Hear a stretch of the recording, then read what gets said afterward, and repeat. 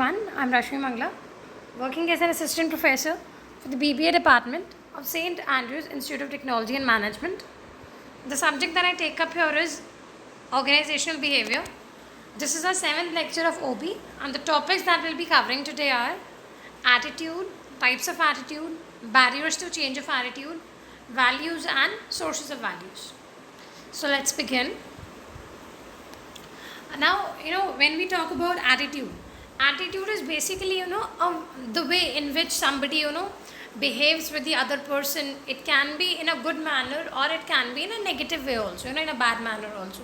So, attitude is basically, a characteristic of a person. Let's see in detail. Attitude is an individual characteristic way of responding consistently in a favorable or unfavorable manner. See how we respond to other people or to situations.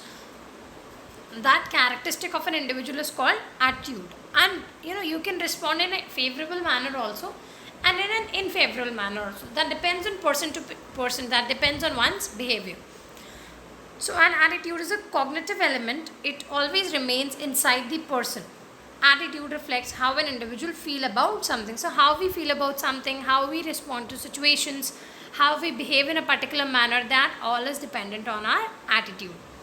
And in organizational context, when we say, so employees, they have attitude related to job security or uncertainty, or about the prestige of product or development and plant location. So they have different sorts of attitude in organization. Now, according to Coutts and Scotland, attitude is a tendency or predisposition to evaluate an object or symbol of that object in a certain way. So it's basically a tendency, the way we evaluate an object or a symbol of that object in a particular way. Alright. Now attitude has got its own features, like attitude, they are learned, they are invisible, because that's a psychological phenomena, and it has a subject object relationship. That is, attitude reflects how we feel about something. So these are a few features of attitudes. Now, when we talk about types of attitudes, see, a person can have thousands of attitudes, but organizational behavior focuses our attention on a very limited number of work related attitudes. So 3 work related attitudes are job satisfaction, job involvement and organizational commitment. Now job satisfaction, job satisfaction is a level of contentment that a person feels regarding his or her job, and this feeling, it is mainly based on an individual perception of satisfaction. If you are satisfied with the job, if you are satisfied with the work, so you will be satisfied with your job also. So it depends from individual to individual. हो सकता है आप अपने काम से बहुत खुश हैं, you are satisfied with the job, but the other person who is your colleague, he might not be happy doing the same work. So it depends from individual perception, how you are seeing things. And a person with a high level of job satisfaction, he holds positive attitude about the job, whereas a person who is very dissatisfied, he will have a negative attitude. So there are different attitudes in organization, and first one is related to job satisfaction. Then the second one is job involvement. Now job involvement refers to the degree with which an individual identifies psychologically with his or her job and perceives his or her perceived performance level important to self-worth. So basically what is happening is, the way an individual is identifying his work and the way he perceives performance, that is job involvement. And when there is a high level of job involvement, that are related to fewer absences. When you are more involved in your job, so absenteeism will be less, resignations will be less. However, it seems to more consistently predict turnover than absenteeism. Maybe absenteeism is not that, but maybe turnovers can be there. So that depends. Then the third attitude that we see in organizational behavior is organizational commitment. Now organizational commitment, it is defined as a state in which an employee identifies with a particular organization.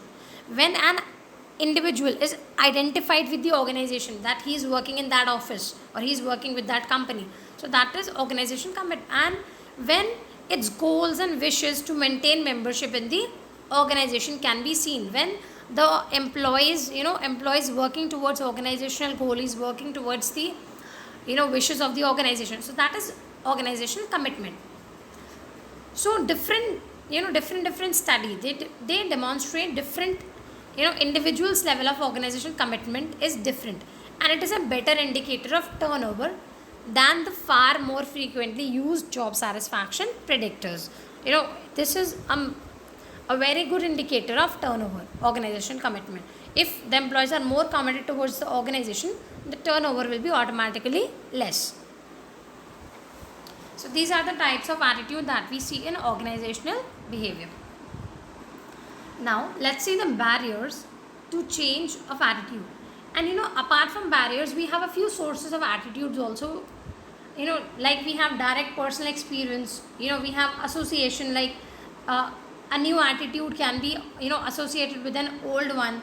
And there is social learning also. We learn from our social environment also, from the people around us. So these are a few sources from we can acquire this attitude.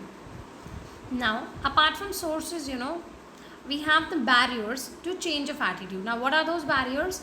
There are mainly four: prior commitment, insufficient information, improper reward system, and resistance to change. Let's see them in detail. First one is prior commitment.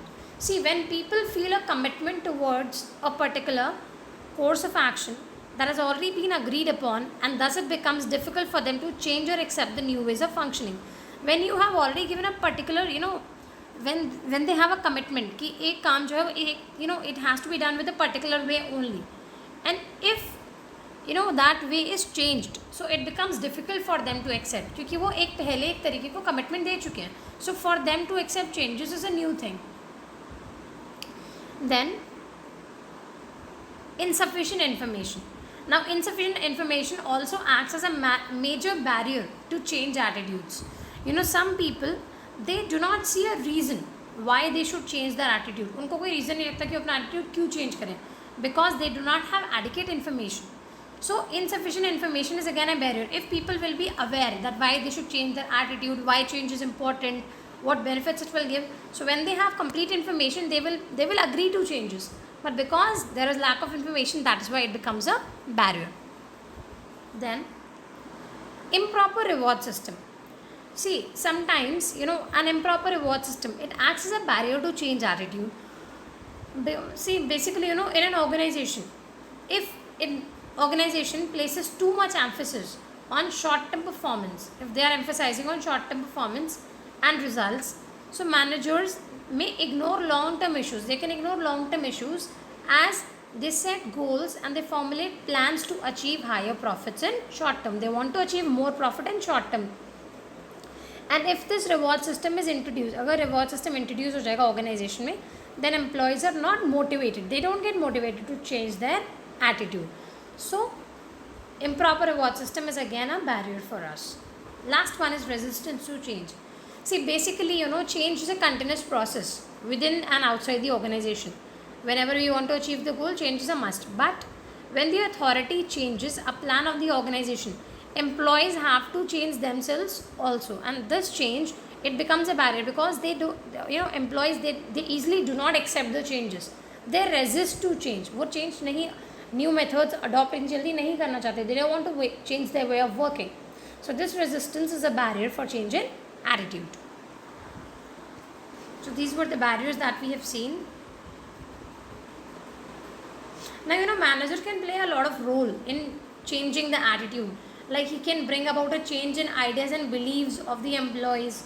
He can bring changes in situations that they are facing, and he can even bring about a change in behavior by making them understand, or by just giving them some counseling. So change in behavior can also be brought.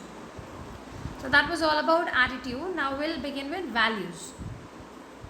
See, values, they are basically a kind of encompassing concept. They are the core of personality.